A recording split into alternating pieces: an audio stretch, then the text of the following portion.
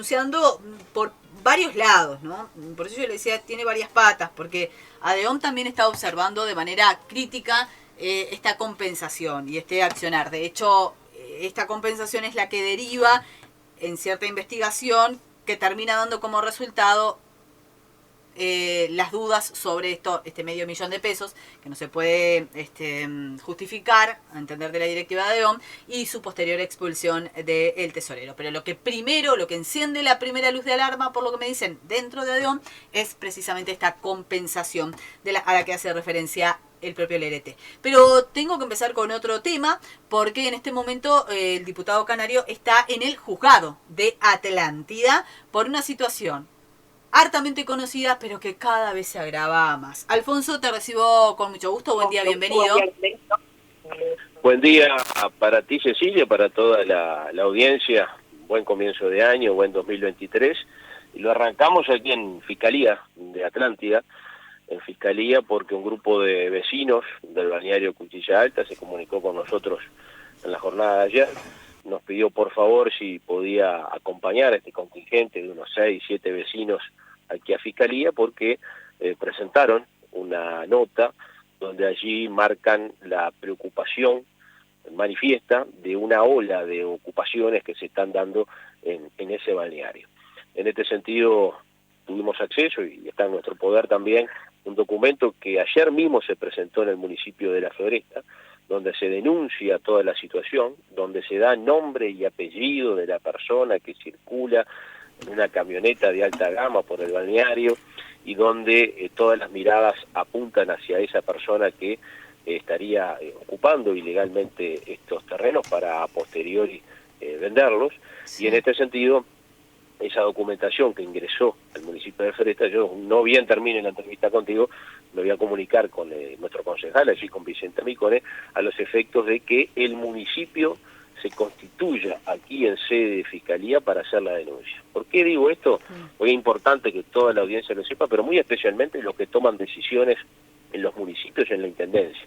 El año pasado en la rendición de cuentas aprobamos el artículo 69 de la rendición de cuentas, que da herramientas claras a los gobiernos departamentales en el marco de el desarrollo de la policía territorial. Sí. Está en el marco de la ley de ordenamiento territorial, pero esta rendición de cuentas en el artículo 69 amplió esas facultades para cuando se detectara una situación de incipiente ocupación que puede llegar a derivar en asentamiento u ocupación específicamente de un padrón, allí actúe la Intendencia, en este caso a través de los municipios, y que los municipios realicen primero lo que es la pericia, es decir, enviar una inspección para ver qué sucede, y a posteriori, en un plazo que no exceda los 10 días, realizar la denuncia correspondiente, en este caso en Fiscalía de Atlántida. Así que estamos en esos temas y con un 2023 movidito. Bueno, no, pero no podía ser de otra manera. Y sí, no, tremendo. Ahora, esto de los terrenos es una cuestión tan permanente, tan agotadora y ya tan evidente que hay tan poca voluntad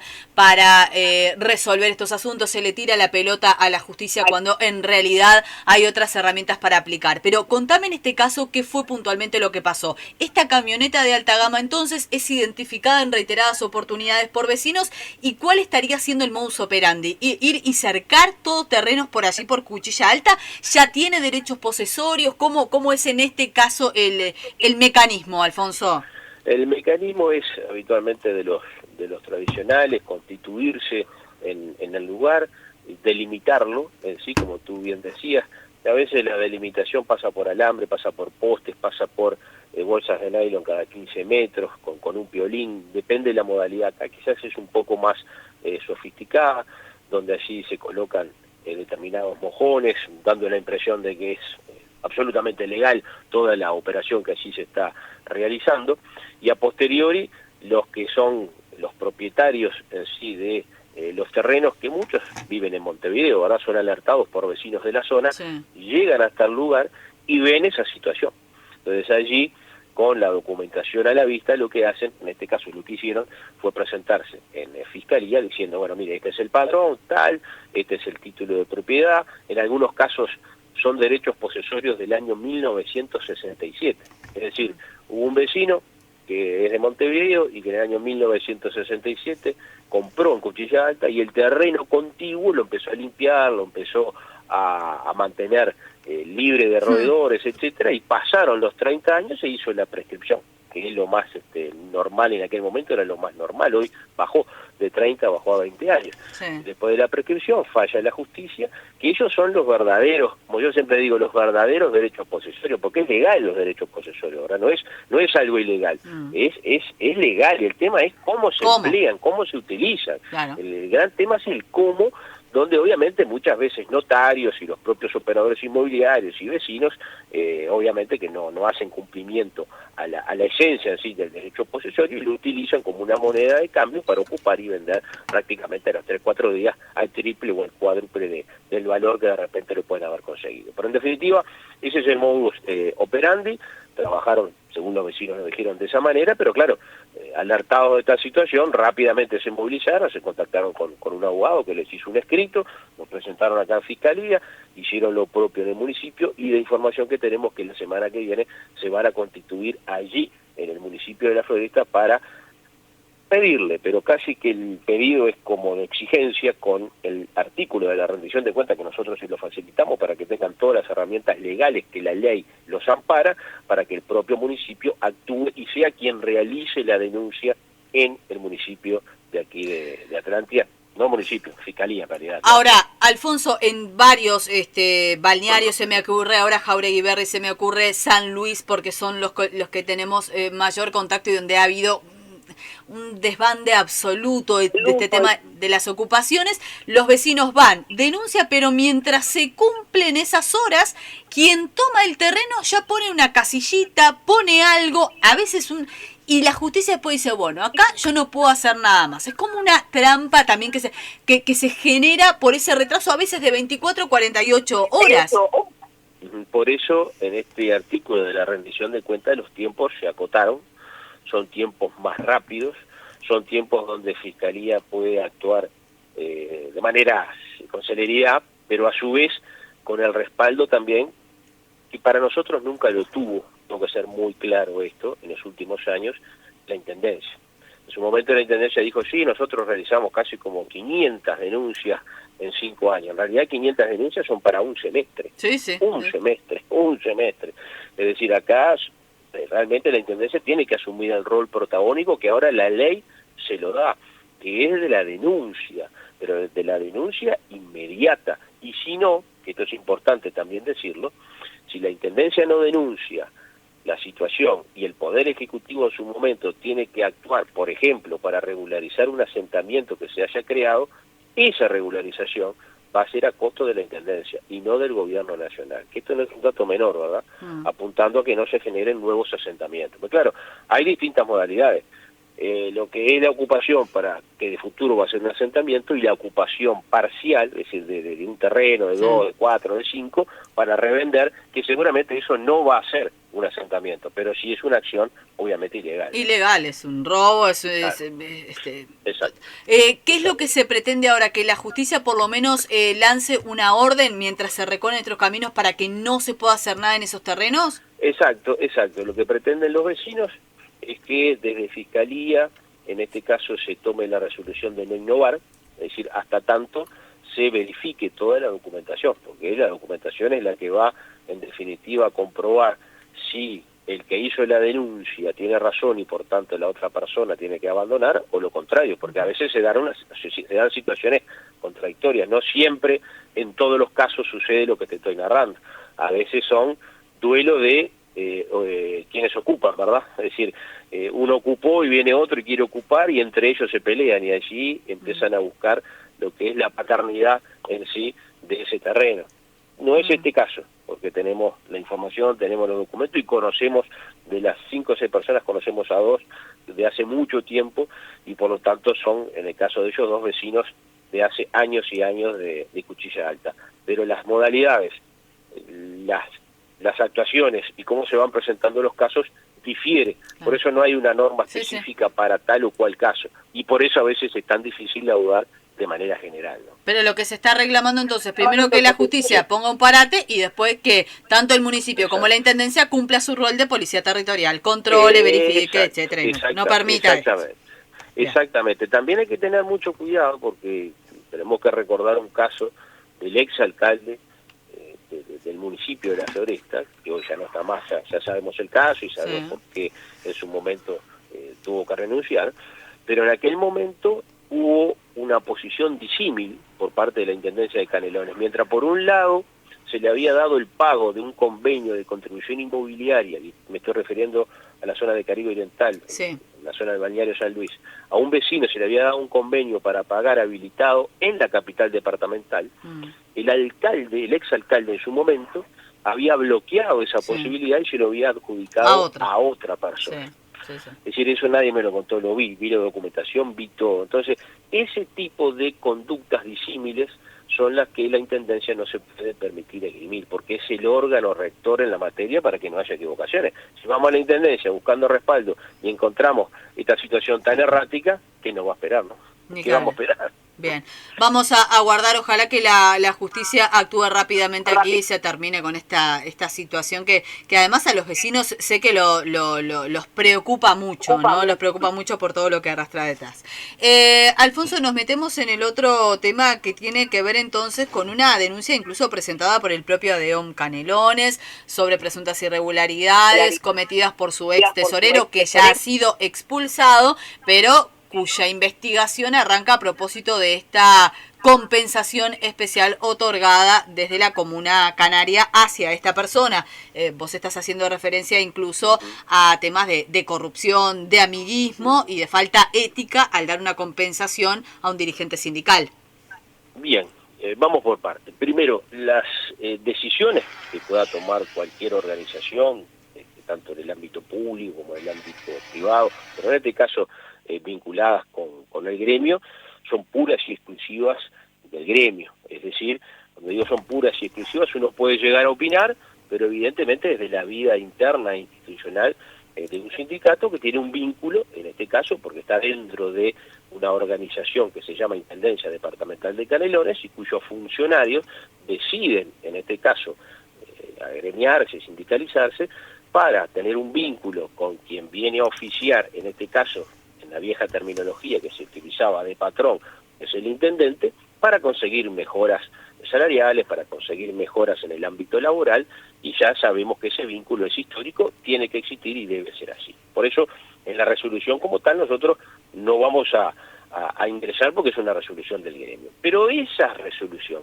tuvo repercusiones, y ahí sí es donde nosotros ingresamos como actores políticos, como vecinos y como ciudadanos de este departamento y de este país. ¿Por qué?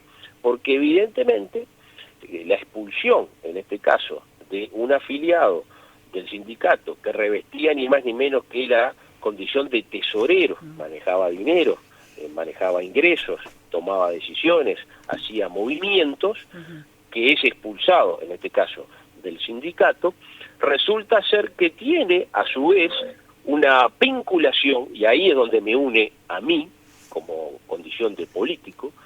Él es también político porque integra un partido político que se llama Frente Amplio, porque fue candidato, en este caso, a la diputación a través de la lista 1968, y porque fue también integrante de la lista departamental de ediles 968 en apoyo al actual intendente. Entonces allí sí, allí a mí ya me da campo para no solamente opinar, sino para tomar un estado de situación y para pararme sobre este tema, porque evidentemente no estamos hablando de un funcionario que no tiene injerencia o que no tiene actividad política, la tiene y está decidida y está marcada, es por el partido de gobierno a nivel departamental, en este caso el Frente Amplio, y a su vez esa participación la llevó de manera tan profunda que fue candidato a diputado, primer suplente en la primera línea.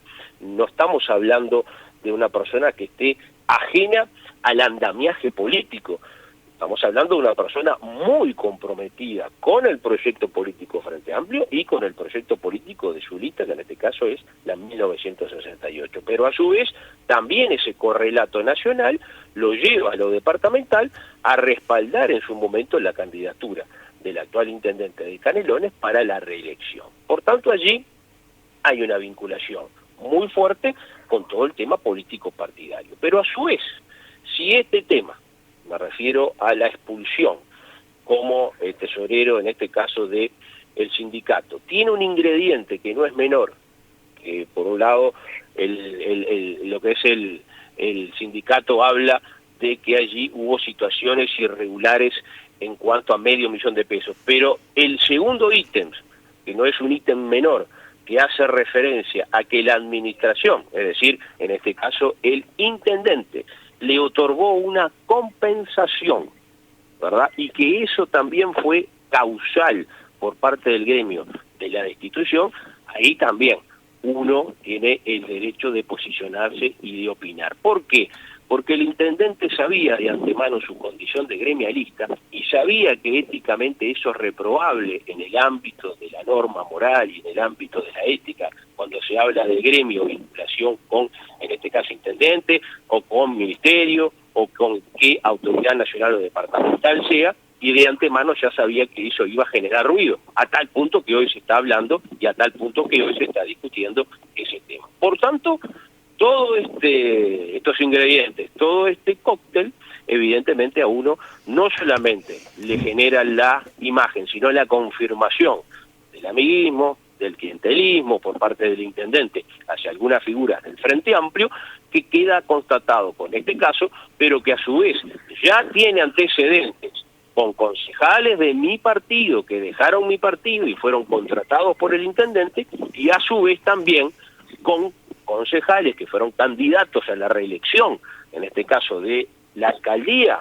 Estamos hablando de un candidato del MPP que fue candidato para ser reelecto como alcalde y no logró el objetivo y lo hicieron renunciar como concejal para contratarlo en la intendencia del MPP, y todo eso son los antecedentes que tiene este intendente para confirmar la situación que hoy se está dando, ya no para captar dirigentes de otro partido, sino para beneficiar a los propios del Frente Amplio.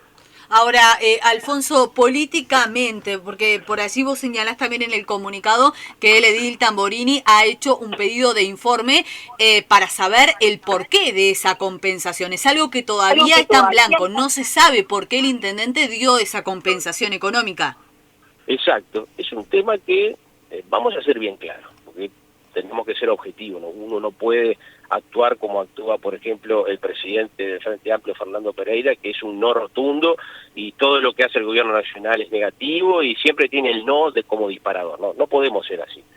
Las compensaciones son una herramienta que tienen todos los intendentes, que tienen todas las autoridades de gobierno, sí, inclusive a nivel nacional, que se llama subrogaciones en algunos lugares, en otras compensaciones, y es una herramienta legal. Acá no estamos hablando de que se cometieron ilegalidades, no.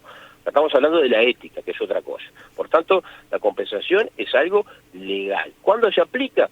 Cuando un funcionario que está cumpliendo determinada función, el jerarca de turno, llámese el jefe de departamento o el director o quien tiene la decisión de poder incrementar en algo su tarea porque la necesita para mejorar el funcionamiento de ese departamento, le pide que realice algo superior. Y esa tarea superior tiene que ser compensada. Y está correcto. Nadie discute lo que es la compensación como herramienta. Ahora, lo que sí se discute es cómo el intendente va a romper o intenta romper, y realmente más que el intento concretó esa ruptura al momento de ofrecerle esa compensación a un integrante de una directiva del sindicato, y ni más ni menos que un cargo importantísimo como el tesorero. Eso no cabe la más mínima duda.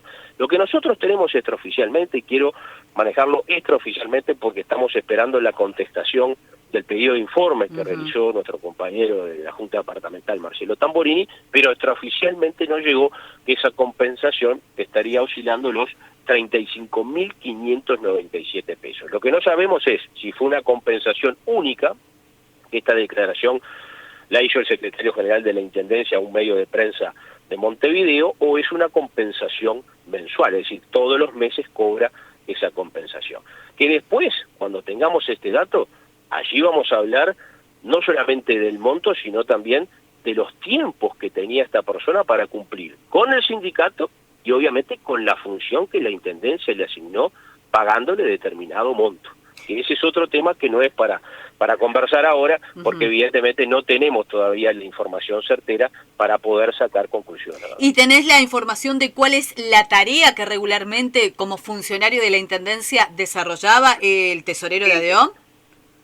Bueno, nosotros allí tenemos una información también fragmentaria, que estaría muy bueno que en su momento el propio involucrado podría ilustrarnos a todos, porque en definitiva este es uno de los casos más escandalosos de los primeros días del año 2023 a la interna del Frente Amplio y en el ámbito político, pero la información que nosotros tenemos es que estuvo vinculado esta persona desde los primeros años del gobierno del ex intendente Carámbula, que hubo una interrupción en sí en el contrato, es decir, allí hubo una interrupción, pero vuelvo a reiterar, es información fragmentaria, no quiero tampoco que se tome como información fidedigna y veraz, porque hemos recogido de distintas fuentes de información muchos datos, que evidentemente la estoy compartiendo contigo a requerimiento de tu parte, pero no quiero juzgar de que efectivamente sea 100% así lo que te estoy transmitiendo, pero que hubo una interrupción de ese contrato, es decir, que no se renovó el contrato, sí,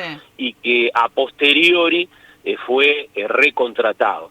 Tú sabes muy bien que en su momento una de las causales que existía para no renovar los contratos, y que en su momento inclusive le caía también esta norma a los presupuestados, era tener más de 10 faltas, sin justificar obviamente, durante el año, ¿verdad? La verdad que esa fue una medida muy discutida en el nuevo estatuto del funcionario docente, sí, aprobado creo que por allá por el primer gobierno de Carámbula, fines del segundo gobierno de Carámbula, casi a mediados de ese segundo gobierno, donde esas 10 faltas lamentablemente fueron complicación para muchos, teniendo en cuenta que fueron destituidos. Bueno, esas, reitero, no tengo la información veraz 100%, pero fue lo que he podido recoger. Y a posteriori se ha desarrollado en distintas actividades vinculadas a las piedras, vinculadas también a otros ámbitos, y en el último estaría vinculado a la Dirección de Vivienda de la Intendencia de Canelones, donde allí se le habría aplicado este valor agregado, que reitero, no sabemos si es mensual o por única vez, como en su momento lo manifestó el propio secretario general de la Intendencia, que queremos que lo haga por escrito, para que sea realmente veraz y certero, ¿no? El pedido de informe que hace Tamborini solicita también explicar, más allá de esto de que si es temporal o permanente, el por qué se le da, a razón de qué se le da esa compensación. Exactamente, esa es una razón muy importante, máxime cuando es muy difícil conciliar una tarea gremial con una tarea, en este caso, de mayor disponibilidad horaria y de tiempo, claro, para cumplir en la propia Intendencia. Es decir, se lo habla a alguien que en su momento, por allá por fines de los 90, principios de la década del 2000, integró 2 gremios. Me estoy refiriendo a la Asociación de Funcionarios del Instituto Nacional de la Juventud, y fui integrante de ese gremio, lo fundé y estuve en la comisión directiva, y después en la Asociación de Empleados de Trabajadores de la Red Uruguaya de Televisión en el ámbito privado, y fui secretario del mismo. Y para desarrollar la tarea teníamos lo que se llamaba el fuero sindical, es decir, tener horas de tiempo, sí, de trabajo disponible para la actividad sindical. En algunos casos podría ser 1 hora, 2 horas por día, otra quizás cubrir el 50%, en vez de trabajar 8 horas trabajabas 4 y las otras 4 se las dedicabas a la actividad gremial, y estamos hablando de un gremio con un reducido número de empleados. En el caso de la Red Uruguaya de Televisión no éramos más de 50, en el caso de la Asociación de Funcionarios del INJU no éramos más de 200, es decir, limitados. Acá en Canelones me imagino que debe tener una cifra entre 2.000 y 3.000 los afiliados al sindicato. ¿Eso qué implica? Recorrer el departamento, tener reuniones en los zonales, tener reuniones obviamente con todas las filiales en el departamento, la tarea propiamente dicha de un tesorero. Yo fui tesorero de una organización y es altamente delicada, los ingresos, los egresos, toda la documentación, tener todos los comprobantes que no tengan tachaduras, hacer los asientos en el libro, es decir, no es una tarea fácil la de tesorero, vamos a ser sinceros, es una tarea que se exige tiempo, entonces es muy difícil conciliar, por eso el edil departamental plantea en sí esa inquietud, su tarea como tal, con la tarea que le pedía la Intendencia. no le iban a dar los tiempos del día. Tendría que ser en vez de 24, 48 horas los días de esta persona, ¿no? Alfonso, ¿se tiene que aguardar sí o sí ahora la respuesta al pedido de informe? Te lo pregunto porque en realidad estamos acostumbrados a que muchos de esos pedidos de informe incluso ni se respondan, ni se contesten. Bueno, ese es un tema que lamentablemente lo tenemos que decir, de que en un 75-80% de los pedidos de informe, por lo menos de los ediles departamentales del Partido Nacional y los que responden a nuestra línea, no han sido respondidos por el actual intendente, no han sido respondidos por el intendente Canelones. Hay uno muy fuerte que estamos esperando la contestación hace casi 1 año y medio, que hace referencia a la presunción de la venta de arena de un espacio público en un balneario de Canelones y que involucra a un actual director, en realidad más que director, de los coordinadores que tienen en los vértices la intendencia, y nunca fue respondido. Y como sé que a ti te escuchan y como sé que seguramente lo están escuchando en este momento esta entrevista, sí, les recuerdo que sería bueno que respondieran ese pedido de informe, porque ese pedido de informe puede revelar muchas cosas de esa persona que fue también cuestionada en el último caso de acoso laboral. Pero volviendo al tema, nosotros estamos esperando su información a través del edil departamental Tamborini, pero fundamentalmente para seguir este tema en ese carril, porque después está el carril, obviamente, político partidario. Yo me pregunto, la departamental del Frente Amplio, ¿no va a hacer nada al respecto? ¿No va a tomar este caso y analizarlo en algún comité de ética o de disciplina que pueda tener? El presidente del Frente Amplio, que hoy está veraneando y con toda la razón del mundo descansando, ¿no saldrá de su reposera unos minutos para venir a Canelones y averiguar qué está pasando? Porque, a ver, cuando pasa algo en la coalición, y muy especialmente en el Partido Nacional, se quema toda la pradera, ¿no? Se prende la hoguera y nos piden responsabilidad y que actuemos de manera inmediata. Ahora, y con esto, la presidenta departamental del Partido Comunista no va a hacer nada. Fernando Pereira, del Frente Amplio, no va a hacer nada. La cúpula del Frente Amplio en Canelones, ¿no va a hacer nada con esto? Son preguntas que me hago, ¿no? Bien, vamos a ver la respuesta, sucederá en las próximas horas, a ver cómo se explica. En este preciso momento que nosotros estamos hablando, representantes de ADEOM Canelones están reunidos con el área jurídica de la Intendencia de Canelones. Hay otros temas además en carpeta, pero sé también que esto está sobre la mesa y vamos a ver qué tanto se avanza. Alfonso, la dejamos por acá por ahora. Gracias como siempre.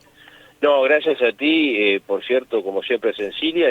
Sobre el final, simplemente decirte que de recorrida por Canelones, pero en la costa, es verdad lo que dijo nuestro compañero de gobierno, Remo Monseglio, espectacular el inicio de temporada, se ha mantenido por lo pronto hasta el 15, esperemos que sea así, y ojalá que el resto del mes le pueda acompañar.